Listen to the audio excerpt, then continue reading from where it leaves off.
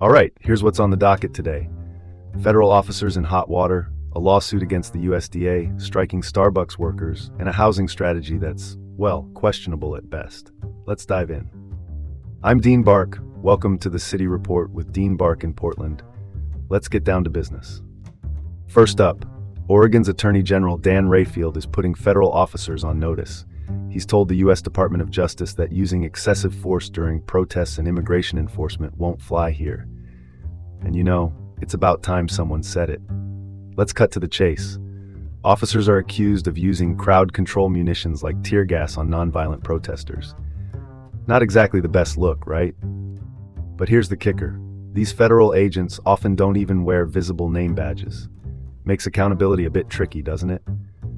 Rayfield and the district attorneys from Multnomah, Clackamas, and Washington counties are ready to prosecute any federal officer who thinks they can skirt state laws. Accountability isn't just a suggestion, it's the law. That's the story right there. Moving on, Oregon is leading a multi-state lawsuit against the USDA. Why? Because the USDA decided to yank SNAP benefits from legal residents like refugees and asylum seekers. Oregon, along with New York and 20 other states, says this guidance violates the law by ignoring exceptions for legal residents.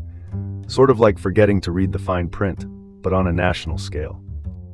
Attorney General Rayfield is seeking an injunction to prevent these changes from taking effect. And that's crucial because, in Oregon alone, this could impact up to 3,000 people. The USDA's guidance seems to be a clear oversight that needs urgent correction. No room for sugarcoating here. Shifting gears now to our local coffee scene. Portland's Starbucks baristas are on strike, demanding fair wages and better labor practices. These strikes, led by Starbucks Workers United, coincide with Red Cup Day, a big event for Starbucks. Talk about strategic timing. The union has been negotiating with Starbucks since a successful unionization vote in Buffalo nearly 4 years ago. But negotiations have hit a wall, especially over wages. Meanwhile, Starbucks CEO Brian Niccol enjoys a compensation of $97.8 million. Well, that's one way to look at it. The baristas are fighting for fair compensation amidst all that corporate opulence. Let's pivot to the next story. Oregon has dismantled a long-standing houseless encampment at the Sandy River Delta, citing environmental concerns. But this move raises significant questions about our homelessness strategy. Over 30 people have been displaced, and the state rejected plans for cooperative stewardship and tiny home solutions. Looks like someone forgot the memo on sustainable solutions. The residents describe their community as a family, complete with cemeteries and memorials. Yet, they now face instability and frequent sweeps. Oregon's approach needs reevaluation to provide real sustainable solutions. Let's not overcomplicate this. And now for something completely different. We revisit Oregon's lawsuit against the USDA.